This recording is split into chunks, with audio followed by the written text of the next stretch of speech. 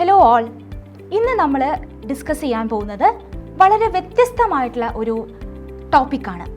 നമ്മളെല്ലാവരും തന്നെ പലതരത്തിലുള്ള ഭക്ഷണങ്ങൾ കഴിക്കാറുണ്ടല്ലേ. സാധാരണ നാടൻ ഭക്ഷണങ്ങൾ മുതൽ ഫാസ്റ്റ് ഫുഡുകൾ വരെയുള്ളത്. പക്ഷെ നമ്മൾ ഈ കഴിക്കുന്ന ഭക്ഷണങ്ങൾ നമ്മളെ ശരീരത്തിൻ്റെ ഉള്ളിലേക്ക് എവിടേക്കാണ് പോകുന്നത്, അത് പോയി കഴിഞ്ഞാൽ അതിന് എന്ത് സംഭവിക്കുന്നു എന്നുള്ള കാര്യത്തെക്കുറിച്ച് നിങ്ങൾ എപ്പോഴും ചിന്തിച്ചിട്ടുണ്ടോ?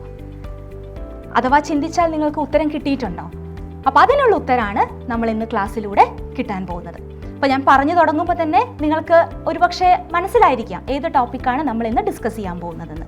അതെ, അപ്പോൾ നമ്മൾ ഡിസ്കസ് ചെയ്യാൻ പോകുന്നത് ന്യൂട്രീഷൻ ഇൻ ഹ്യൂമൻ ബീങ്സ്. അപ്പം എന്താണ് നമ്മൾ ന്യൂട്രീഷൻ എന്ന് മനസ്സിലാക്കണം. എന്താണ് ന്യൂട്രീഷൻ? ന്യൂട്രീഷൻ എന്ന് പറഞ്ഞാൽ നമ്മൾ കഴിക്കുന്ന ഭക്ഷണത്തിൽ അടങ്ങിയിട്ടുള്ള ന്യൂട്രിയൻസ്, അതായത് പോഷകങ്ങൾ, അത് നമ്മുടെ ശരീരത്തിനുള്ളിലോട്ട് എടുത്ത് അതിനെ ഉപയോഗപ്പെടുത്തുന്ന രീതിക്ക് പറയുന്ന പേരാണ് ന്യൂട്രീഷൻ. ഇതെല്ലാ ലിവിങ് ഓർഗാനിസത്തിലും നമുക്ക് കാണാൻ സാധിക്കും. പക്ഷേ അവരുടെ ന്യൂട്രീഷൻ രീതികൾ വ്യത്യസ്തമായിരിക്കും എന്നുള്ളതേ ഉള്ളൂ. ഓക്കെ, അപ്പോൾ ഹ്യൂമൻ ബീയിങ്സിൽ അഥവാ മനുഷ്യരിൽ നമ്മൾ കാണുന്ന ന്യൂട്രീഷൻ ഡിസ്കസ് ചെയ്യുന്നതിന് മുമ്പ് നമുക്ക് ന്യൂട്രീഷൻ എന്താണ്, അല്ലെങ്കിൽ ജീവജാലകങ്ങളിൽ കാണുന്ന ന്യൂട്രീഷൻ ഏതാണ് എന്നൊന്ന് പരിചയപ്പെടാം. നേരത്തെ പറഞ്ഞതുപോലെ ന്യൂട്രീഷൻ ലിവിങ് ഓർഗാനിസത്തിൽ പ്രധാനമായിട്ടും രണ്ട് തരത്തിലാണ് കാണുന്നത്. ആദ്യത്തെ ന്യൂട്രീഷൻ ഓട്ടോട്രോഫിക് ന്യൂട്രീഷൻ എന്ന് പറയും. രണ്ടാമത്തെ ന്യൂട്രീഷൻ ആകട്ടെ ഹെട്രോട്രോഫിക് ന്യൂട്രീഷൻ. ഇനി എന്താണ് ഈ ഓട്ടോട്രോഫിക് ന്യൂട്രീഷൻ? ഓട്ടോട്രോഫിക് ന്യൂട്രീഷൻ എന്ന് പറഞ്ഞാൽ അവിടെ ലിവിങ് ഓർഗാനിസംസ് അവർക്ക് ആവശ്യമുള്ള ഭക്ഷണം അവർ തന്നെ സ്വയം ഉണ്ടാക്കുന്ന രീതിക്ക് പറയുന്ന പേരാണ് ഓട്ടോട്രോഫിക് ന്യൂട്രീഷൻ. അതിനവർ ചെയ്യുന്നത് സിമ്പിൾ ആയിട്ടുള്ള ഇൻഓർഗാനിക് ന്യൂട്രിയൻസ് ഉപയോഗിച്ച് ഒരു എനർജിയുടെ സഹായത്തോടു കൂടി അവർക്ക് ആവശ്യമായിട്ടുള്ള കോംപ്ലക്സ് ആയിട്ടുള്ള ന്യൂട്രിയൻസ് ഉൽപ്പാദിപ്പിക്കുന്ന രീതിയാണ്. ഇത് നമ്മൾ സാധാരണ ചെടികളിലും മറ്റ് ക്ലോറോഫിലുള്ള മറ്റ് ബാക്ടീരിയകളിലും ഒക്കെ കണ്ടുവരുന്നതാണ്. ഇനി രണ്ടാമത്തെ ന്യൂട്രീഷൻ എന്താണ്? അത് ഹെട്രോട്രോഫിക് ന്യൂട്രീഷൻ ആണ്. നമുക്കറിയാം, എല്ലാ ജീവജാലങ്ങൾക്കും അവർക്ക് സ്വന്തമായിട്ട് വേണ്ടുന്ന ഭക്ഷണം ഉണ്ടാക്കാൻ കഴിവുള്ളവരായിരിക്കില്ല. അതിന് ക്ലോറോഫിൽ പിഗ്മെന്റ് വേണം. അപ്പോൾ അതില്ലാത്ത ജീവികൾക്കും ജീവിക്കണ്ടേ? അപ്പോൾ അവർ എന്താണ് ചെയ്യുന്നത്? ഭക്ഷണത്തിന് വേണ്ടിയിട്ട് അവർക്ക് സ്വന്തമായി ഭക്ഷണം ഉണ്ടാക്കാൻ കഴിവില്ലാത്തത് കൊണ്ട് ഭക്ഷണത്തിനായിട്ട് അവർ മറ്റ് ജീവികളെ ആശ്രയിക്കേണ്ടി വരുന്നു. അപ്പോൾ മറ്റു ജീവികൾ ഉണ്ടാക്കി വെച്ചിരിക്കുന്ന ഭക്ഷണം ഉപയോഗപ്പെടുത്തുന്ന ഒരു ന്യൂട്രീഷൻ രീതിയാണ് ഹെട്രോട്രോഫിക് ന്യൂട്രീഷൻ. ഭൂരിഭാഗം ജീവജാലകങ്ങളും ഹെട്രോട്രോഫിക് ന്യൂട്രീഷൻ തന്നെയാണ് പിന്തുടരുന്നത്. ഹെട്രോട്രോഫിക് ന്യൂട്രീഷൻ തന്നെ നമുക്ക് ജീവജാലങ്ങൾക്കിടയിൽ പ്രധാനമായും 4 തരത്തിൽ കാണാൻ പറ്റും. ഏതൊക്കെയാണ് ഈ 4 തരത്തിലുള്ള ഹെട്രോട്രോഫിക് ന്യൂട്രീഷൻ? ആദ്യത്തെ ന്യൂട്രീഷൻ എന്ന് പറയുന്നത് ഹോളോസോയിക് ന്യൂട്രീഷൻ ആണ്. ഹോളോസോയിക് ന്യൂട്രീഷനിൽ ജീവജാലകങ്ങൾ അവർക്ക് ആവശ്യമായിട്ടുള്ള ഭക്ഷണം, അത് ഒരു പക്ഷേ സിമ്പിൾ ആയിട്ടുള്ള ഭക്ഷണമായിരിക്കില്ല, കോംപ്ലക്സ് ആയിട്ടുള്ള ഓർഗാനിക് ന്യൂട്രിയൻസ് ആണ് അവർ ഭക്ഷണമായിട്ട് അകത്തേക്ക് എടുക്കുന്നത്. അപ്പോൾ ഹോളോസോയിക് ന്യൂട്രീഷനിൽ സംഭവിക്കുന്നത് കോംപ്ലക്സ് ആയിട്ടുള്ള വളരെ വലിയ ഓർഗാനിക് ന്യൂട്രിയൻസ് അവർ അതേപടി, അത് സോളിഡ് ആണെങ്കിലും ശരി ലിക്വിഡ് ആണെങ്കിലും ശരി, അതേപടി അവർ ശരീരത്തിനകത്തേക്ക് എടുത്ത് ശരീരത്തിനകത്ത് വെച്ചിട്ടാണ് അത് പ്രോസസ്സ് ചെയ്ത് അതിനെ ഉപയോഗപ്പെടുത്തുന്നത്. ആ തരത്തിലുള്ള ഒരു ഹെട്രോട്രോഫിക് ന്യൂട്രീഷൻ രീതിക്ക് നമ്മൾ പറയുന്ന പേരാണ് ഹോളോസോയിക് ഹെട്രോട്രോഫിക് ന്യൂട്രീഷൻ. അതിൽ ഇത്തരത്തിലുള്ള ന്യൂട്രീഷൻ കാണിക്കുന്ന ജീവികളിൽ പ്രധാനപ്പെട്ട ജീവിയാണ് മനുഷ്യൻ. മനുഷ്യനെ കൂടാതെ അമീബ, പാരമീഷ്യം തുടങ്ങിയ ജീവികളും ഈ ഒരു രീതി പിന്തുടരുന്നുണ്ട്. നമ്മൾ ഇന്ന് പഠിക്കാൻ പോകുന്ന സബ്ജക്റ്റും ന്യൂട്രീഷൻ ഇൻ ഹ്യൂമൻ ബീങ്സ് ആയതുകൊണ്ട് നമ്മൾക്ക് ഹോളോസോയിക് ന്യൂട്രീഷനിൽ നിന്ന് തുടങ്ങാം. അപ്പോൾ നമുക്ക് മനസ്സിലായല്ലോ, മനുഷ്യർ പിന്തുടരുന്ന ന്യൂട്രീഷൻ രീതി ഹെട്രോട്രോഫിക് ന്യൂട്രീഷൻ ആണ്. അതിൽ ഹോളോസോയിക് തരത്തിലുള്ള ഹെട്രോട്രോഫിക് ന്യൂട്രീഷൻ ആണ് നമ്മൾ കാണിക്കുന്നത്. പക്ഷെ നമുക്കറിയാം, മനുഷ്യൻ എന്താണ്? വളരെ വലിയ ഒരു ജീവിയാണ് അല്ലേ. കോംപ്ലക്സ് ആയിട്ടുള്ള ശരീരഘടനയുള്ള ഒരു ജീവിയാണ് മനുഷ്യൻ. അതിനായിട്ട് അപ്പോൾ അവർക്ക് ഭക്ഷണം ഉപയോഗപ്പെടുത്തുന്ന ന്യൂട്രീഷൻ രീതിക്ക് പോലും അവർക്ക് ആ ഒരു രീതിക്ക് വേണ്ടി മാത്രമായിട്ട് ഡെവലപ്പ് ചെയ്തിട്ടുള്ള സ്പെഷ്യലൈസ്ഡ് ആയിട്ടുള്ള ഒരു സിസ്റ്റം അവരുടെ ശരീരത്തിലുണ്ട്. അങ്ങനെ ന്യൂട്രീഷൻ നടത്താൻ വേണ്ടി മാത്രം ഡെവലപ്ഡ് ആയിട്ടുള്ള വളരെ സ്പെഷ്യലൈസ്ഡ് ആയിട്ടുള്ള ഓർഗൻ സിസ്റ്റത്തിന് നമ്മൾ പറയുന്ന പേരാണ് ഡൈജസ്റ്റീവ് സിസ്റ്റം. മനുഷ്യൻ ഏറ്റവും കോംപ്ലക്സ് ആയിട്ടുള്ള ഒരു ഓർഗാനിസം ആയതുകൊണ്ട് തന്നെ നമ്മളിൽ ന്യൂട്രീഷൻ നടത്താൻ വേണ്ടി മാത്രം സ്പെഷ്യലൈസ്ഡ് ആയിട്ടുള്ള, അതിനു വേണ്ടി മാത്രം നിയോഗിക്കപ്പെട്ട ഒരു ഓർഗൻ സിസ്റ്റം ശരീരത്തിലുണ്ട്. അതെന്താണ്? അത് ഡൈജസ്റ്റീവ് സിസ്റ്റമാണ്. ഇനി ഹ്യൂമൻ ഡൈജസ്റ്റീവ് സിസ്റ്റം, ഈ ഹ്യൂമൻ ഡൈജസ്റ്റീവ് സിസ്റ്റം തന്നെ വളരെ കോംപ്ലക്സ് ആണ്. അതുകൊണ്ട് തന്നെ ഹ്യൂമൻ ഡൈജസ്റ്റീവ് സിസ്റ്റത്തിന് പ്രധാനമായിട്ടും നമ്മൾക്ക് 2 ഭാഗങ്ങളുണ്ടെന്ന് പറയാം. ഏതാണ് ഈ 2 ഭാഗങ്ങൾ? ഹ്യൂമൻ ഡൈജസ്റ്റീവ് സിസ്റ്റത്തിനെ നമുക്ക് 2 ഭാഗങ്ങളായി തരംതിരിക്കാം. അതിൽ ഒരു ഭാഗം എലിമെന്ററി കനാൽ എന്ന് പറയുന്നതാണ്. എലിമെന്ററി കനാൽ എന്നും ഗ്യാസ്ട്രോ ഇൻറ്റസ്റ്റൈനൽ ട്രാക്ട് എന്നും എല്ലാം ഇതിന് വിളിപ്പേരുകളുണ്ട്. രണ്ടാമത്തെ ഭാഗം ഹ്യൂമൻ ഡൈജസ്റ്റീവ് സിസ്റ്റത്തിന്റെ വരുന്നത് ഡൈജസ്റ്റീവ് ഗ്ലാൻസുകളാണ്. അപ്പോൾ എലിമെന്ററി കനാലും അതുപോലെ ഡൈജസ്റ്റീവ് ഗ്ലാൻഡും കൂടെ ചേർന്നാലേ ഡൈജസ്റ്റീവ് സിസ്റ്റം പൂർണ്ണമാകും എന്നർത്ഥം. അതിൽ നമ്മൾ ഇന്നത്തെ ക്ലാസ്സിൽ നമ്മൾ ഡിസ്കസ് ചെയ്യാൻ പോകുന്നത് എലിമെന്ററി കനാലിനെ കുറിച്ചാണ്. എന്താണ് എലിമെന്ററി കനാലിന്റെ പ്രത്യേകത? എന്താണ് ഈ എലിമെന്ററി കനാൽ? എലിമെന്ററി കനാൽ എന്ന് പറഞ്ഞാൽ വളരെ നീളമുള്ള ഒരു കുഴലാണ്. വളരെ നീളമുള്ള കുഴലാണ്. ഈ ഒരു കനാലിന്റെ അകത്ത് വെച്ചാണ് ഈ പറഞ്ഞ ഭക്ഷണം അകത്തേക്ക് ചെല്ലുന്നതും ഭക്ഷണത്തിനെ പ്രോസസ് ചെയ്ത് അതിനെ കഷ്ണങ്ങളായിട്ട് അതിൻ്റെ ഏറ്റവും സിംപ്ലസ്റ്റ് ആയിട്ടുള്ള ഫോമിലേക്ക് മാറ്റി ശരീരം ഉപയോഗപ്പെടുത്തുന്നത്. ഇത്രയും കാര്യങ്ങൾ സംഭവിക്കുന്നത് ഡൈജസ്റ്റീവ് സിസ്റ്റത്തിലെ എലിമെന്ററി കനാലിൻ്റെ ഉള്ളിൽ വെച്ചിട്ടാണ്. ഞാൻ പറഞ്ഞതുപോലെ എലിമെന്ററി കനാൽ വളരെ നീളമുള്ള ട്യൂബ് ആയതുകൊണ്ട് തന്നെ ആ ട്യൂബിനെ നമുക്ക് പല ഭാഗങ്ങളായിട്ട് തരംതിരിക്കാം. നമ്മൾ ഇനി അടുത്തതായിട്ട് നോക്കാൻ പോകുന്നതും ഈ എലിമെന്ററി കനാലിന്റെ ഭാഗങ്ങളാണ്. എലിമെന്ററി കനാൽ എന്ന് പറയുന്ന കുഴലിന്, ഏതൊരു കുഴൽ പോലും 2 അറ്റങ്ങളുണ്ട്. നമുക്കറിയാം ഏതൊരു കുഴലിനും 2 അറ്റങ്ങളുണ്ട്. അതേപോലെ തന്നെ എലിമെന്ററി കനാലിനും 2 അറ്റങ്ങളുണ്ട്.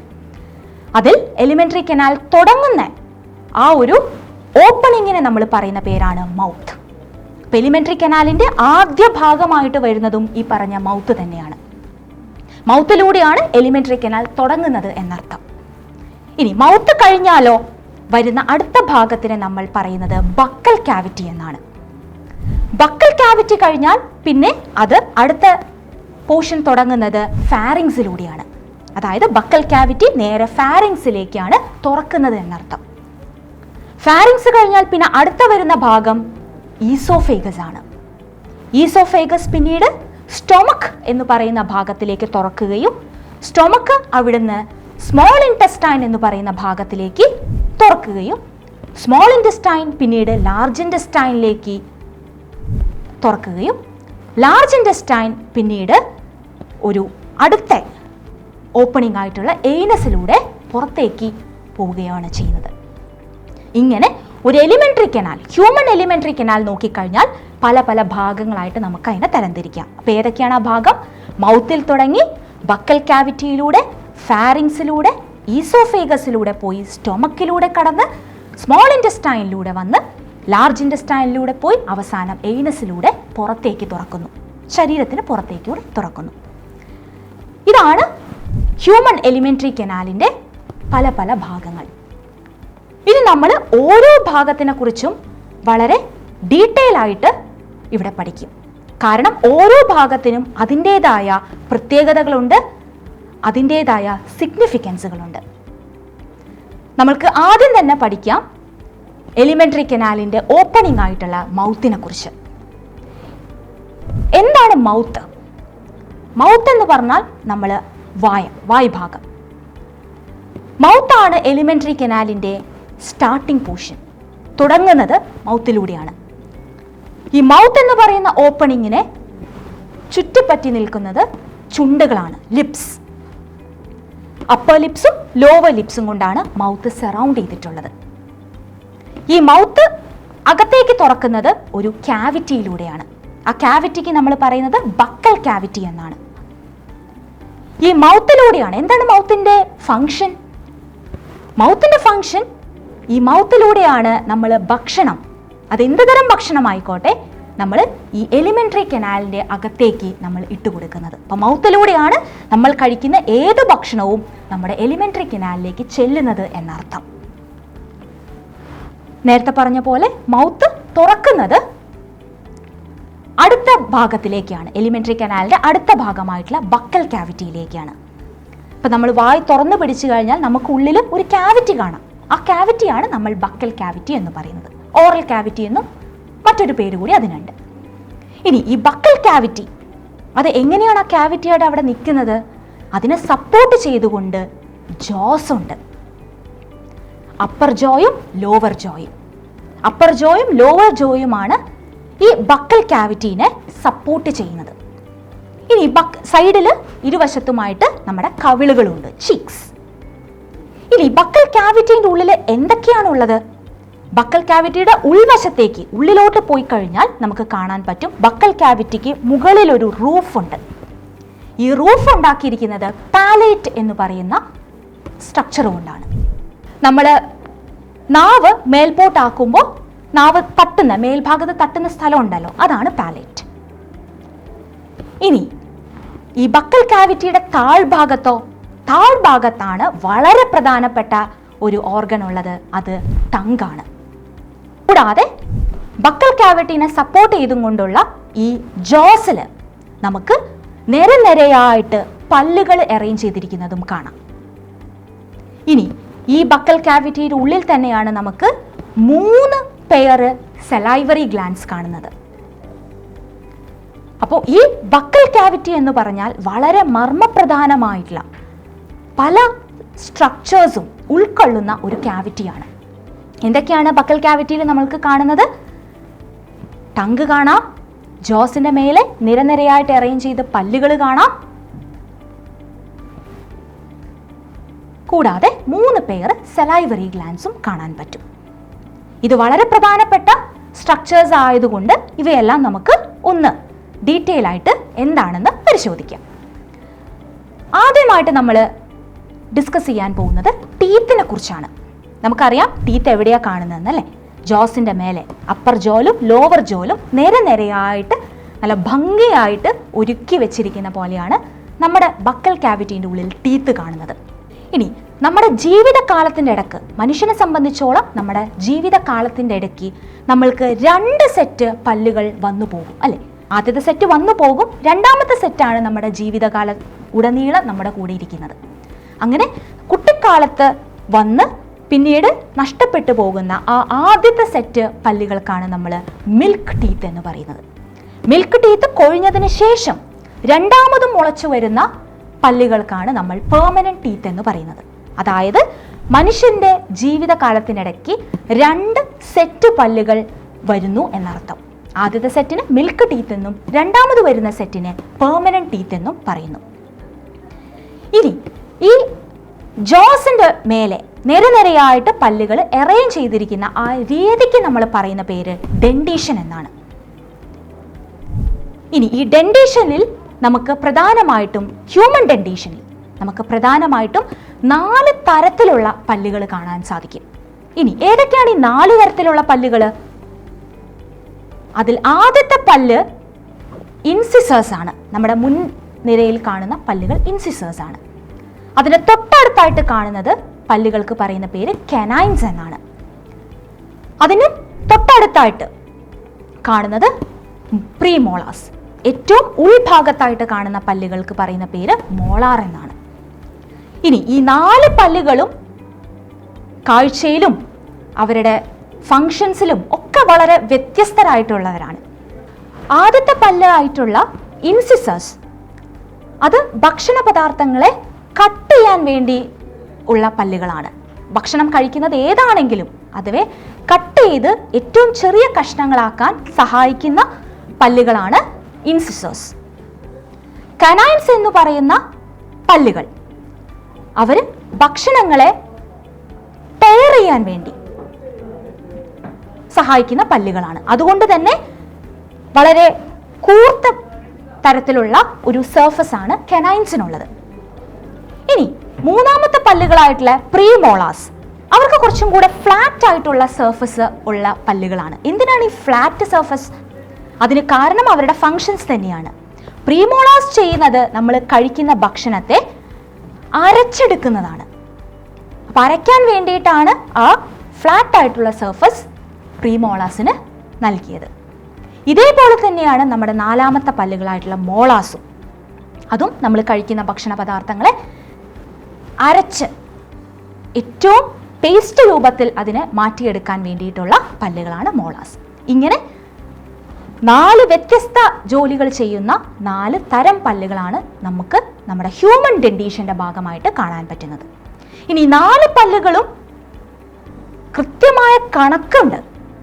ഓരോ കൃത്യമായ നമ്പേഴ്സിലുമാണ് ഈ 4 പല്ലുകളും നമ്മുടെ ജോസിൽ അറേഞ്ച് ചെയ്തിരിക്കുന്നത്. അതിൽ നമുക്ക് ഇൻസിസേഴ്സ് എന്ന് പറയുന്ന പല്ല് നമുക്ക് പ്രധാനമായിട്ടും 8 എണ്ണമാണുള്ളത്. നമ്മൾ കറക്റ്റായിട്ട് നോക്കുവാണെങ്കിൽ ഹ്യൂമൻ ഡെന്റീഷൻ നമ്മൾ നേർപകുതിയാക്കി നമ്മൾ മുറിക്കുവാണെങ്കിൽ കൃത്യം പല്ലുകൾ എത്രയാണോ വലതുഭാഗത്തുള്ളത് അത് തന്നെയാണ് നമുക്ക് ഇടതുഭാഗത്തും കാണാൻ പറ്റുന്നത്. അതിൽ ഇടതുഭാഗത്ത് കാണുന്നതിന് മേലെ നമുക്ക് 2 ഇൻസിസേഴ്സും വലതുഭാഗത്ത് താഴെയായിട്ട് 2 ഇൻസിസേഴ്സും അത് തന്നെ അപ്പുറത്തെ ഭാഗത്തും കാണാൻ പറ്റും. അങ്ങനെ മൊത്തത്തിൽ ഇൻസിസേഴ്സ് നമുക്ക് 8 എണ്ണമാണ്. ഇനി കനൈൻസ് എന്ന് പറയുന്നത് നമുക്ക് ആകെ മൊത്തം 4 എണ്ണമേ ഉള്ളൂ. അതായത് ഓരോ ഭാഗത്തും ഓരോന്ന് വെച്ച്. ഇനി മൂന്നാമത്തെ പല്ലുകളായിട്ടുള്ള പ്രീമോളാസ്, അത് ആകെ മൊത്തം നമുക്ക് 8 എണ്ണമാണുള്ളത്. 2 എണ്ണം ഓരോ ഭാഗത്തും വെച്ച്. ഇനി മോളാസ് ആവട്ടെ, അത് ഏറ്റവും കൂടുതലുള്ള പല്ലുകൾ മോളാസ് ആണ്. അത് 12 എണ്ണമുണ്ട് നമുക്ക്. അപ്പൊ ഈ കണക്ക് ഞാൻ പറഞ്ഞത് പ്രായപൂർത്തിയായിട്ടുള്ള ഒരു മനുഷ്യരിലാണ്, അഡൾട്ട് ആയിട്ടുള്ള ഒരു ഹ്യൂമൻ ബീയിങ്സിൽ കാണുന്ന പല്ലുകളുടെ കണക്കാണിത്. ഇത് ഒരു ഹെൽത്തി ആയിട്ടുള്ള ഇൻഡിവിജ്വൽസിൽ, അഡൾട്ട് ആയിട്ടുള്ള ഒരു ഹ്യൂമൻ ബീയിങ്സിന് എപ്പോഴും ഈ കൃത്യമായിട്ടുള്ള എണ്ണം തന്നെയായിരിക്കും ഡെന്റീഷനിൽ കാണുന്നത്. അതുകൊണ്ട് തന്നെ ഈ പല്ലുകളുടെ എണ്ണത്തെ നമുക്ക് ക്രമപ്പെടുത്തി ഒരു ഡെന്റൽ ഫോർമുലയായിട്ട് നമ്മൾക്ക് അവതരിപ്പിക്കാം. അങ്ങനെ അവതരിപ്പിച്ചാൽ ഹ്യൂമൻ ഡെന്റൽ ഫോർമുല എന്ന് പറയുന്നത് ഇതാണ്: 2 1 2 3 ബൈ 2 1 2 3. അപ്പൊ നിങ്ങൾ ചോദിക്കും, ഇത് എണ്ണം തികയുന്നില്ലല്ലോ എന്ന്. അതിന് കാരണം ഡെന്റൽ ഫോർമുലയിൽ നമ്മൾ എടുക്കുന്നത് എപ്പോഴും പകുതി പല്ലുകൾ മാത്രമാണ്. ഇതിനെ 2 കൊണ്ട് മൾട്ടിപ്ലൈ ചെയ്താൽ നമുക്ക് മൊത്തം കിട്ടും. അതുകൊണ്ട് അപ്പം ഒരു പകുതി വശത്ത് പല്ലുകൾ നമ്മൾ എണ്ണിയാൽ അതിൽ കാണാൻ പറ്റുന്നത് ഇൻസിസേഴ്സ് മേലെ 2 താഴെ 2, കനൈൻസ് മേലെ 1 താഴെ 1, പ്രീമോളാസ് മേലെ 2 താഴെ 2, മോളാസ് മേലെ 3 താഴെ 3. അങ്ങനെ ആകെ മൊത്തം നമുക്ക് 32 പല്ലുകൾ വരും. ഇതിനെയാണ് നമ്മൾ ഡെന്റൽ ഫോർമുല എന്ന് പറയുന്നത്. ഇനി ഹ്യൂമൻ ഡെന്റീഷൻ എടുത്തു കഴിഞ്ഞാൽ, ഡെന്റീഷൻ തന്നെ നമുക്ക് പല രീതിയിൽ ക്ലാസിഫൈ ചെയ്യാൻ പറ്റും. അതിൽ ഹ്യൂമൻ ഡെന്റീഷൻ എന്ന് പറഞ്ഞാൽ ഹെട്രോഡോൺ ഡെന്റീഷനുമാണ്, ഡൈഫയോഡോൺ ഡെന്റീഷനുമാണ്, തീക്കോഡോൺ ഡെന്റീഷനുമാണ്. അപ്പോൾ എന്താണ് ഈ പറഞ്ഞ ഡെന്റീഷൻ എന്ന് നിങ്ങൾക്ക് സംശയം വരും അല്ലേ? ഹെട്രോഡോൺ ഡെന്റീഷൻ എന്ന് പറഞ്ഞാൽ ഡെന്റീഷനിൽ പല തരത്തിലുള്ള പല്ലുകൾ കാണുന്നുണ്ടെങ്കിൽ ആ ഡെന്റീഷനെ വിളിക്കുന്ന പേരാണ് ഹെറ്ററോഡോൺ ഡെന്റീഷൻ. ഇപ്പൊ നമുക്കറിയാമല്ലേ, ഹ്യൂമൻ ഡെന്റീഷനിൽ വ്യത്യസ്തമായിട്ടുള്ള പല്ലുകൾ കാണുന്നുണ്ട്. 4 തരത്തിലുള്ള പല്ലുകളാണ് കാണുന്നത്. അപ്പൊ തീർച്ചയായിട്ടും ഹ്യൂമൻ ഡെന്റീഷനെ നമുക്ക് ഹെട്രോഡോൺ ഡെന്റീഷൻ ആണെന്ന് പറയാം. ഇനി എന്താണ് ഡൈഫയോഡോൺ ഡെന്റീഷൻ? ഡൈഫയോഡോൺ ഡെന്റീഷൻ എന്ന് പറഞ്ഞാൽ ഒരു ജീവിയുടെ ജീവിത കാലഘട്ടത്തിൽ 2 സെറ്റ് പല്ലുകൾ മാറി വരുന്നുണ്ടെങ്കിൽ ആ പറഞ്ഞ ഡെന്റീഷനെ നമ്മൾ വിളിക്കുന്ന പേര് ഡൈഫയോഡോൺ ഡെന്റീഷൻ എന്നാണ്. അപ്പോൾ ഹ്യൂമൻ ബീങ്സിന്റെ നമ്മൾ പറഞ്ഞു അല്ലേ, നമ്മുടെ ജീവിതകാലത്തിന്റെ ഇടയ്ക്കും 2 സെറ്റ് പല്ലുകൾ മാറി മാറി വരുന്നുണ്ട്. അപ്പോൾ ഹ്യൂമൻ ഡെന്റീഷൻ തീർച്ചയായും ഡൈഫയോഡോൺ ഡെന്റീഷൻ കൂടിയാണല്ലേ. ഇനി മൂന്നാമത്തെ ഡെന്റീഷൻ ആയിട്ടുള്ള തീക്കോഡോൺ ഡെന്റീഷൻ എന്ന് വെച്ചാൽ ഈ പറഞ്ഞ പല്ലുകൾ അത്രയും ജോസിൽ കുഴികളായിട്ടുള്ള സോക്കറ്റിന്റെ ഉള്ളിൽ ആഴ്ന്നിറങ്ങി വെച്ചിരിക്കുന്ന തരത്തിലാണ് പല്ലുകൾ കാണുന്നതെങ്കിൽ അപ്പറഞ്ഞ ഡെന്റീഷനെ നമ്മൾ വിളിക്കുന്നത് തീക്കോഡോൺ ഡെന്റീഷൻ എന്നാണ്. നമ്മുടെ പല്ലുകൾ എടുത്ത് നോക്കിക്കഴിഞ്ഞാലും അങ്ങനെ തന്നെയാണ് നമുക്ക് കാണാൻ സാധിക്കുന്നത് അല്ലേ. നമ്മുടെ ജോസിന്റെ ഉള്ളിലെ സോക്കറ്റ് എന്ന് പറയുന്ന കുഴിയിൽ ആഴത്തിൽ പതിപ്പിച്ച് വെച്ചിരിക്കുകയാണ് പല്ലുകൾ. അതുകൊണ്ട് തന്നെ നമ്മൾ എത്ര ശ്രമിച്ചാലും നമ്മൾക്കത് പല്ല് പുറത്തേക്ക് എടുക്കാൻ പറ്റില്ല. വിദഗ്ധന്റെ സഹായം അതിന് കൂടിയേ തീരും. അത് നമ്മുടെ ഡെന്റേഷൻ തിക്കോഡോൺ ഡെന്റേഷൻ ആയതുകൊണ്ടാണ്. അപ്പം അതുകൊണ്ട് തന്നെ ഹ്യൂമൻ ഡെന്റേഷൻ നമുക്ക് ഹെട്രോഡോൺ ഡെന്റേഷൻ ആണെന്നും പറയാം, ഡൈഫയോഡോൺ ഡെന്റേഷൻ ആണെന്നും പറയാം, അതേസമയം തിക്കോഡോൺ ഡെന്റേഷൻ ആണെന്നും പറയാം. ഇതൊക്കെയാണ് പല്ലുകളുടെ കഥ. ഇതേപോലെ ഒരാൾ കൂടെ നമ്മുടെ ബക്കൽ കാവിറ്റിയിൽ കാണുന്നുണ്ട്. അതാണ് ടങ്, നാക്ക്. എന്താണ് ഈ ടങ് എന്ന് പറഞ്ഞാൽ? അത് മസിൽസ് കൊണ്ട് മാത്രം ഉണ്ടാക്കിയിട്ടുള്ള ഒരു സെൻസറി ഓർഗൺ ആണ്. എന്ന് പറഞ്ഞാൽ അവയ്ക്ക് സെൻസറി ഫംഗ്ഷൻ ഉണ്ടെന്നർത്ഥം. ഈ നാക്കാണ് നമ്മുടെ കഴിക്കുന്ന ഭക്ഷണത്തിന്റെ രുചി അറിയാൻ സഹായിക്കുന്നത്. കാരണം നാക്കിൻ്റെ ഉള്ളിൽ ഒട്ടനവധി ടേസ്റ്റ് ബഡ്സുകളുണ്ട്. ഈ ടേസ്റ്റ് ബഡ്സിൻ്റെ ഉള്ളിൽ റിസപ്റ്റേഴ്സ് ഉണ്ട്. ഈ റിസപ്റ്റേഴ്സ് ആണ് കഴിക്കുന്ന ഭക്ഷണത്തിലെ രുചി അറിയാൻ നമുക്ക് സഹായിക്കുന്നത്. അതുമാത്രമല്ല, നാക്കിന് ഒട്ടനവധി മറ്റ് ജോലികൾ കൂടിയുണ്ട്. ഭക്ഷണത്തിന്റെ രുചി അറിയാൻ സഹായിക്കുന്നത് മാത്രമല്ല, കൂടാതെ ഭക്ഷണം ചവച്ചരയ്ക്കുമ്പോൾ ബക്കൽ കാവിറ്റിൻ്റെ ഉള്ളിൽ അതിൻ്റെ മൂവ്മെന്റിന് ഹെൽപ്പ് ചെയ്യുക, സംസാരിക്കാൻ നമ്മളെ സഹായിക്കുന്നതിൽ നാക്കിന് വളരെ അധികം പ്രാധാന്യമുണ്ട്. ഇങ്ങനെ നമ്മൾക്ക് ഭക്ഷണങ്ങളെ രുചി അറിയാനും നമ്മളെ സംസാരിക്കാനും ഒക്കെ സഹായിക്കുന്ന മസിൽസ് കൊണ്ട് മാത്രം ഉണ്ടാക്കിയിട്ടുള്ള ഒരു സെൻസറി ഓർഗണാണ് നമ്മുടെ നാക്ക്. ഇത്രയുമാണ് ബക്കൽ കാവിറ്റിൻ്റെ ഉള്ളിലുള്ള വിശേഷങ്ങൾ. ഇനി ഈ ബക്കൽ കാവിറ്റി കടന്ന് നമ്മൾ അകത്തോട്ട് ചെന്നാൽ എവിടെ നമ്മൾ ചെന്നെത്തുക? ബക്കൽ കാവിറ്റി കടന്നു ചെന്നാൽ നമ്മൾ എത്തുന്നത് ഒരു നീണ്ട കുഴലിലേക്കാണ്. ആ കുഴലിന് നമ്മൾ ഫാരിങ്സ് എന്ന് പറയാം. അത് കഴിഞ്ഞെത്തുന്നതാകട്ടെ ഈസോഫേഗസിലൂടെ. ഫാരിങ്സും ഈസോഫേഗസും പല കാര്യങ്ങളിലും സമാനതകളുള്ള ഭാഗങ്ങളാണ്. എന്താണ് ആ സമാനതകൾ? ഫാരിങ്സും ഈസോഫേഗസും മസിൽസ് കൊണ്ട് ഉണ്ടാക്കിയിരിക്കുന്ന ട്യൂബുകളാണ്, കുഴലുകളാണവ. അവയ്ക്ക് നീളത്തിൽ ചെറിയൊരു വ്യത്യാസമുണ്ടെന്നേ ഉള്ളൂ. ഫാരിങ്സ് എന്ന് പറയുന്നത് ഏകദേശം ഒരു 14-15 സെന്റിമീറ്റർ നീളമുള്ള മസിൽസ് കൊണ്ട് ഉണ്ടാക്കിയിരിക്കുന്ന ഒരു കുഴലാണെങ്കിൽ, അത് കഴിഞ്ഞു വരുന്ന ഈസോഫേഗസ് ആവട്ടെ ഏകദേശം 25 സെന്റിമീറ്ററോളം നീളമുള്ള മസിൽസ് കൊണ്ട് ഉണ്ടാക്കിയിട്ടിരിക്കുന്ന ട്യൂബാണ്. ബക്കൽ കാവിറ്റിയിൽ വെച്ച് നമ്മൾ ചവച്ചരയ്ക്കുന്ന ഭക്ഷണം, അത് പേസ്റ്റ് രൂപത്തിലായി മാറിയ ഭക്ഷണം ഈ കുഴലുകളാകുന്ന ഫാരിങ്സിലൂടെയും ഈസോഫേഗസിലേക്കുമാണ് പോകുന്നത്. ഇനി എങ്ങനെയാണ് ഈ ഭക്ഷണം ഈസോഫേഗസിലൂടെയും ഫാരിങ്സിലൂടെയും പോകുന്നത്? അത് പ്രത്യേക ഒരു രീതിയിൽ കൂടിയാണ് അവർ പോകുന്നത്. ഫാരിങ്സിലും ഈസോഫേഗസിലും ഉള്ള മസിൽസ് ഒരു താളത്തിൽ കൺട്രാക്റ്റും റിലാക്സും ചെയ്യുമ്പോൾ ഒരു പ്രത്യേക രീതിയിലാണ് ഭക്ഷണം അതിൻ്റെ ഉള്ളിൽ കൂടെ പോകുന്നത്. അങ്ങനെ ഒരു താളത്തിലുള്ള മസിൽസിൻ്റെ കൺട്രാക്ഷനും റിലാക്സേഷനും മൂലം ഭക്ഷണം ഭംഗിയായി ഈ ഈസോഫേഗസിൻ്റെ ഉള്ളിലും ഫാരിങ്സിൻ്റെ ഉള്ളിലേക്കും പോകുന്നതിൽ ആ മൂവ്മെൻറ്റിനെ നമ്മൾ വിളിക്കുന്ന പേര് പെരിസ്റ്റാൾട്ടിക് മൂവ്മെൻറ്റ് എന്നാണ്.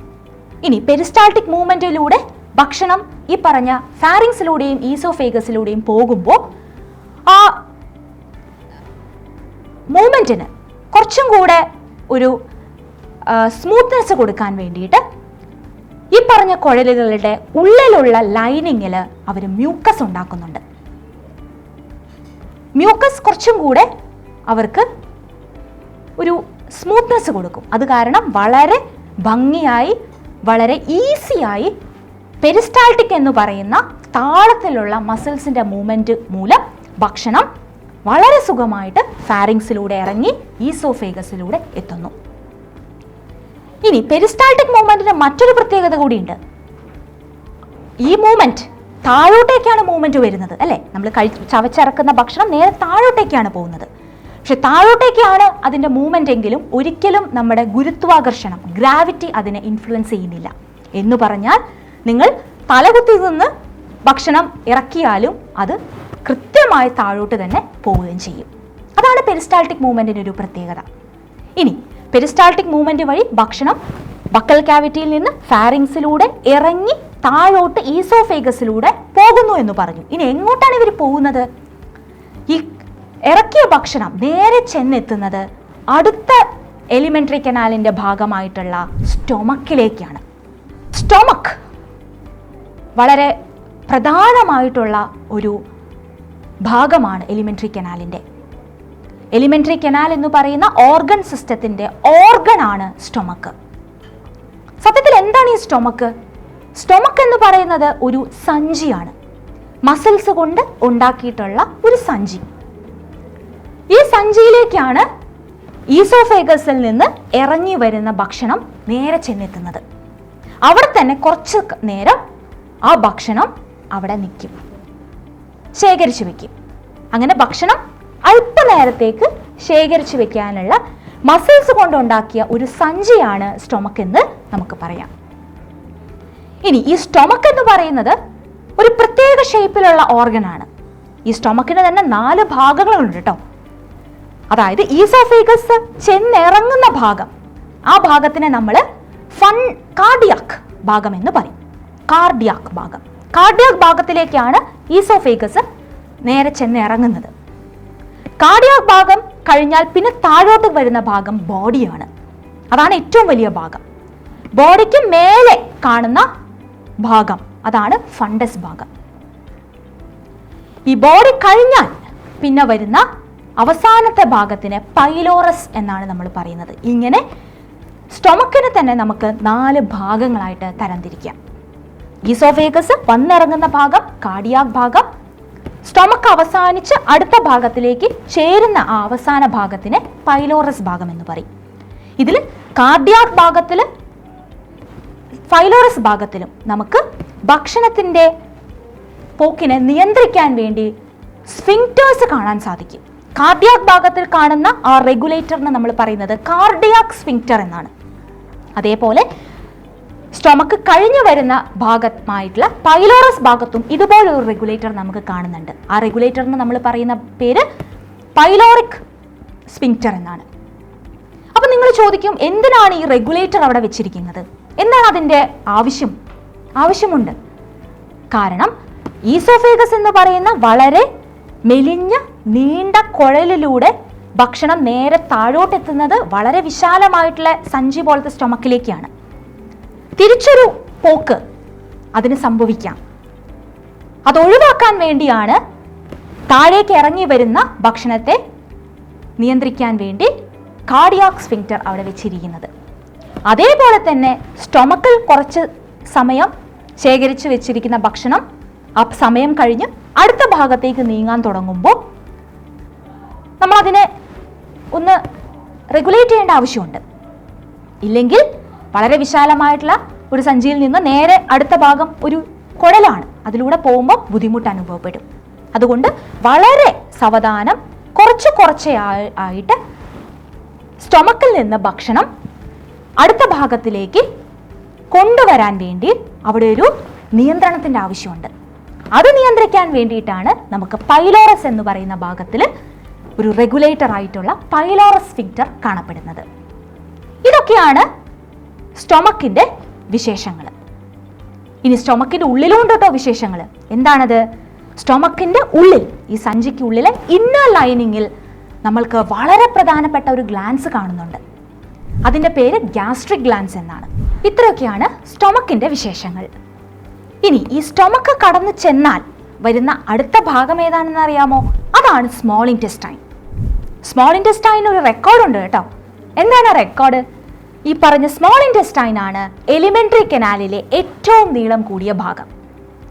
അത് വളരെ വലിയ ഒരു കുഴലാണ്, വളരെ നീണ്ടു കിടക്കുന്ന ഒരു ട്യൂബ് ആയതുകൊണ്ട് തന്നെ അത് നമ്മുടെ അബ്ഡോമിനൽ ക്യാവിറ്റിയിൽ ഒരുക്കി വെക്കാൻ വേണ്ടിയിട്ട് അതിനെ കോയിൽ ചെയ്ത് വളരെ ഭംഗിയായിട്ടാണ് ശരീരത്തിനുള്ളിൽ വെച്ചിരിക്കുന്നത്.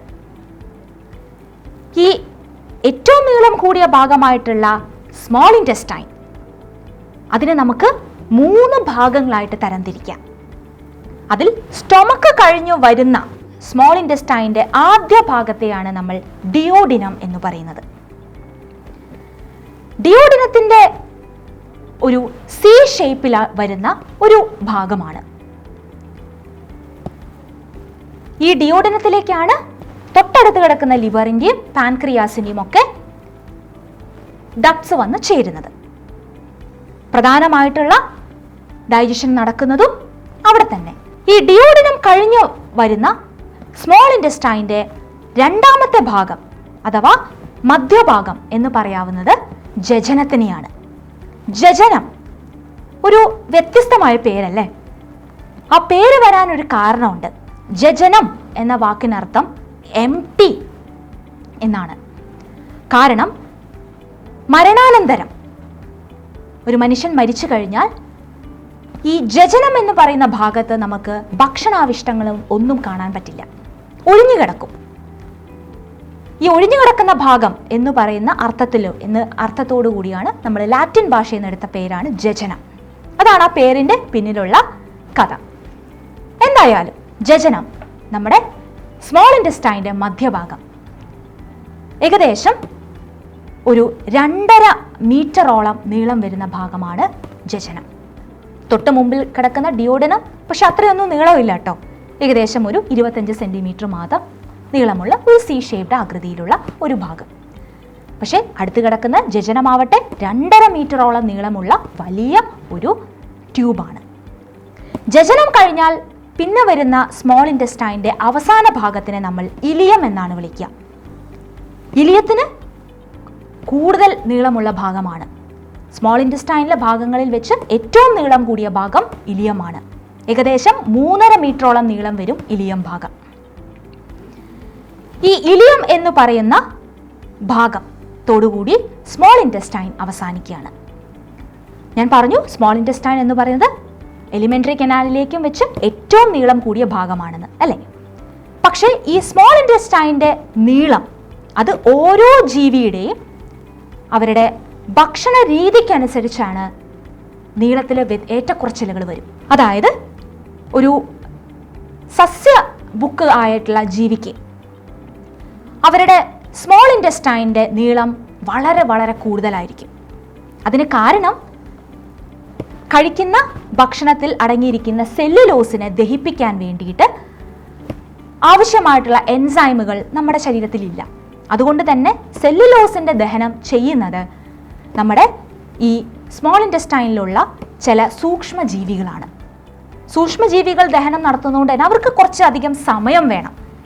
ഈ സമയം കൂടുതൽ കിട്ടാൻ വേണ്ടിയാണ് സ്മോൾ ഇൻറ്റസ്റ്റൈൻ്റെ നീളം വളരെ കൂടുതലായിട്ട് സസ്യബുക്കുകളിൽ കാണുന്നത്.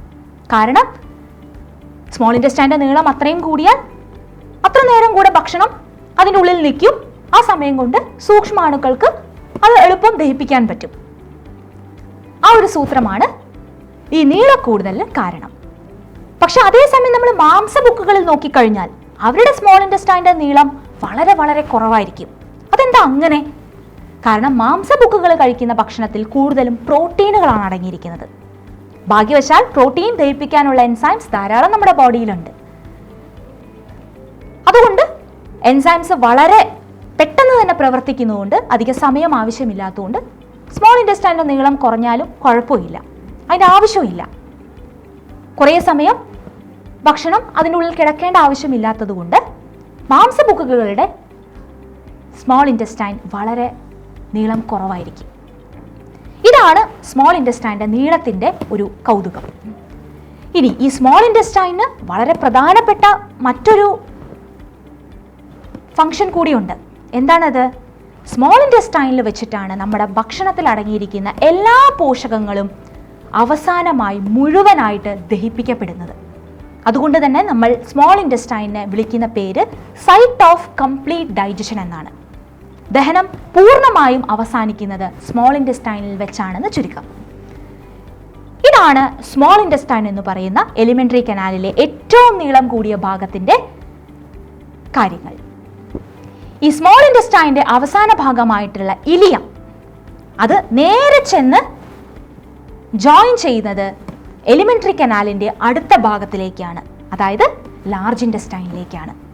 ലാർജ് ഇൻറ്റസ്റ്റൈൻ പേര് പോലെ തന്നെ വലിയ കുഴലുകൾ. പക്ഷേ സ്മോൾ ഇൻറ്റസ്റ്റൈൻ അത്രയൊന്നും നീളമില്ല കേട്ടോ. ലാർജ് ഇൻറ്റസ്റ്റൈനും വലിയ കുഴലായതുകൊണ്ട് അതിനെ നമുക്ക് 3 ഭാഗങ്ങളായിട്ട് തിരിക്കാം. ഈ സ്മോൾ ഇൻറ്റസ്റ്റൈൻ്റെ അവസാന ഭാഗമായിട്ടുള്ള ഇലിയം വന്ന് ജോയിൻ ചെയ്യുന്ന ആ ലാർജ് ഇൻറ്റസ്റ്റൈൻ്റെ ഭാഗത്തിനെയാണ് നമ്മൾ സീക്കം എന്ന് പറയുന്നത്. അപ്പോൾ ഇലിയത്തിൽ നിന്ന് നേരെ ദഹിപ്പിച്ച ഭക്ഷണം ചെല്ലുന്നത് ലാർജ് ഇൻറ്റസ്റ്റൈനിലെ ഈ സീക്കം ഭാഗത്തേക്കാണ്. അതുകൊണ്ട് തന്നെ ഭക്ഷണം കുറച്ചായി സീക്കത്തിലേക്ക് ഇട്ട് കൊടുക്കാൻ അവിടെ ഒരു റെഗുലേഷൻ്റെ ആവശ്യമുണ്ട്. അതുകൊണ്ട് തന്നെ ഇലിയത്തിൻ്റെയും സീക്കത്തിൻ്റെയും ഇടയ്ക്ക് ഭക്ഷണത്തിനെ നിയന്ത്രിക്കാൻ വേണ്ടിയിട്ട് ഒരു വാൽവ് ഉണ്ട്. അതിനെയാണ് നമ്മൾ ഇലിയോസീക്കൽ വാൽവ് എന്ന് പറയാം.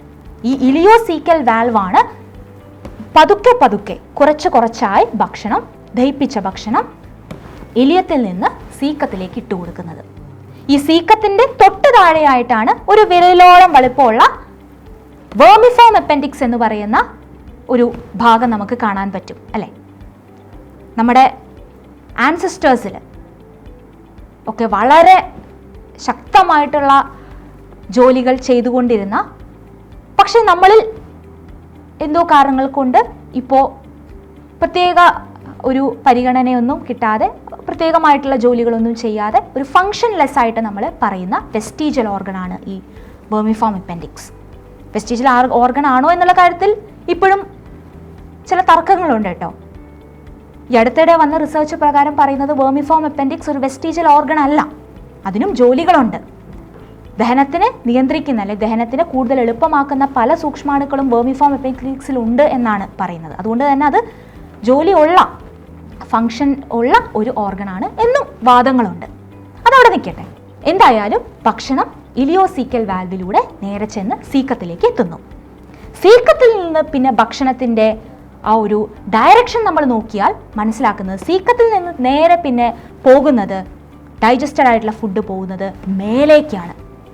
സീക്കം കഴിഞ്ഞു വരുന്ന ആ അടുത്ത ലാർജ് ഇൻറ്റസ്റ്റൈനിൻ്റെ ഭാഗത്തിനെ നമ്മൾ പറയുന്നത് കോളൻ എന്നാണ്.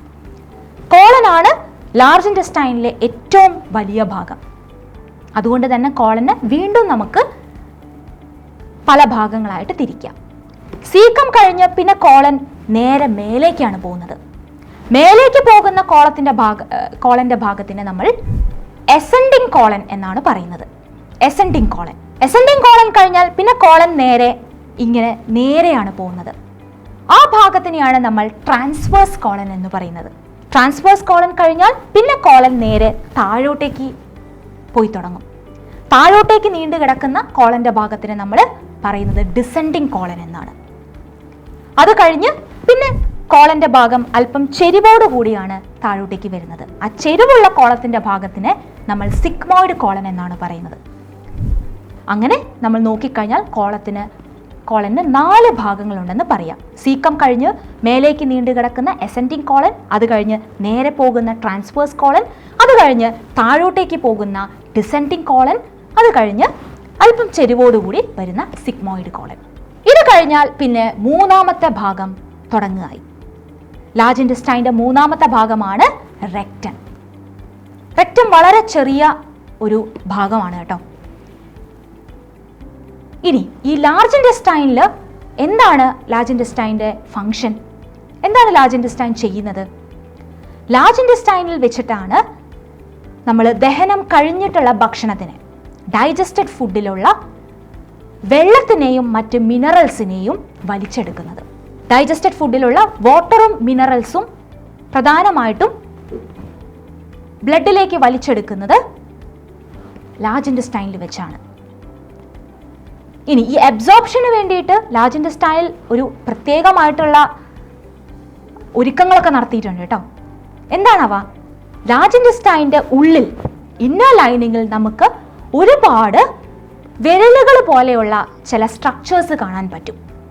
നിങ്ങൾ ഈ ഫിഗറിൽ കാണുന്ന പോലെ ഈ സ്ട്രക്ചേഴ്സിനെയാണ് നമ്മൾ വില്ലായി എന്ന് പറയുന്നത്.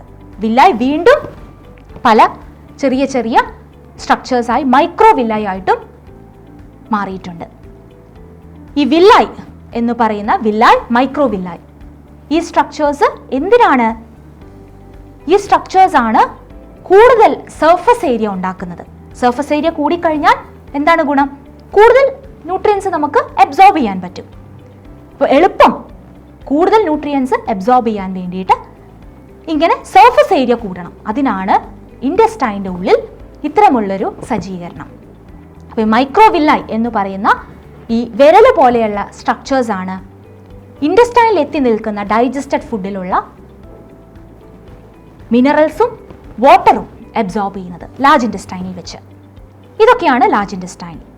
സീക്കത്തിലും കോളനിലുമാണ് മെയിനായിട്ടും ഇത് നടക്കുന്നത്. അത് കഴിഞ്ഞ് ഏകദേശം കോളൻ അവസാനിക്കാറാവുമ്പോൾ കംപ്ലീറ്റ് അൺഡൈജസ്റ്റഡ് ആയിട്ടുള്ള വേസ്റ്റ് ആണ് വരുന്നത്. ഡൈജസ്റ്റീവ് വേസ്റ്റുകളാണ് ഉണ്ടാവുന്നത്. അത് രക്തത്തിൽ കുറച്ച് സമയം ശേഖരിച്ചു വെച്ചതിന് ശേഷം പിന്നീട് പുറത്തേക്ക് എയ്നസ് എന്ന് പറയുന്ന ഓപ്പണിലൂടെ പുറത്തേക്ക് തള്ളുകയാണ് ചെയ്യുന്നത്. അപ്പോൾ ലാർജ് ഇൻറ്റസ്റ്റൈൻ, റെക്ടം എന്ന് പറയുന്ന ലാർജ് ഇൻറ്റസ്റ്റൈൻ്റെ അവസാന ഭാഗവും കടന്നു ചെന്നാൽ പിന്നെ നമുക്ക് എത്തുന്നത് എലിമെൻ്ററി കനാൽ എന്ന് പറയുന്ന വലിയ ട്യൂബിൻ്റെ അങ്ങേയറ്റത്തെ ഓപ്പണിങ്ങിലേക്കാണ്. ആ ഓപ്പണിംഗ് ആണ് എയ്നസ്. എയ്നസ് ആണ് എലിമെൻ്ററി കനാലിൻ്റെ എക്സിറ്റ് എന്ന് പറയാം. പുറംവാതിൽ. മുൻവാതിൽ മൗത്ത് ആണെങ്കിൽ പിൻവാതിൽ എയ്നസ് ആണ്. എയ്നസിലൂടെയാണ് ഡൈജസ്റ്റീവ് ആയിട്ടുള്ള വേസ്റ്റുകൾ നമ്മൾ പുറന്തള്ളുന്നത്. ഈ എയ്നസിലൂടെയുള്ള ഡൈജസ്റ്റീവ് വേസ്റ്റിൻ്റെ പുറന്തള്ളൽ നമുക്ക് നിയന്ത്രിക്കാൻ വേണ്ടിയിട്ട് 2 റെഗുലേറ്റർ ഉണ്ട്. അതിനെ നമ്മൾ വിളിക്കുന്നത് എയ്നൽ സ്ഫിങ്ക്റ്റേഴ്സ് എന്നാണ്. ഈ എയ്നൽ സ്ഫിങ്ക്റ്റേഴ്സ് ആണ് ഡൈജസ്റ്റീവ് വേസ്റ്റ് പുറന്തള്ളുന്നതിന് റെഗുലേറ്റ് ചെയ്യുന്നത്, നിയന്ത്രിക്കുന്നത്. എയ്നസോടുകൂടി നമ്മുടെ എലിമെൻ്ററി കനാലിൻ്റെ വിശേഷങ്ങൾ അവസാനിക്കുകയായി. ഇങ്ങനെ പല പല വ്യത്യസ്ത ജോലികൾ ചെയ്യുന്ന പല പല ഭാഗങ്ങളടങ്ങിയ ഒരു നീണ്ട ട്യൂബാണ് എലിമെൻ്ററി കനാൽ. ഈ എലിമെൻ്ററി കനാലിൻ്റെ അകത്ത് വെച്ചാണ് ഭക്ഷണം കയറുന്നതും ഭക്ഷണത്തിന് ദഹനം സംഭവിക്കുന്നതും എല്ലാം. ഇതൊക്കെയാണ് എലിമെൻ്ററി കനാലിൻ്റെ വിശേഷങ്ങൾ. ഇനി ഈ എലിമെൻ്ററി കനാലിനൊപ്പം ഡൈജസ്റ്റീവ് ഗ്ലാൻസും കൂടെ ചേരുമ്പോഴേ ഹ്യൂമൻ ഡൈജസ്റ്റീവ് സിസ്റ്റം പൂർണ്ണമാവുന്നുള്ളൂ. ഡൈജസ്റ്റീവ് ഗ്ലാൻസിനെ പറ്റിയിട്ട് നമുക്ക് മറ്റൊരു ക്ലാസ്സിൽ പരിചയപ്പെടാം.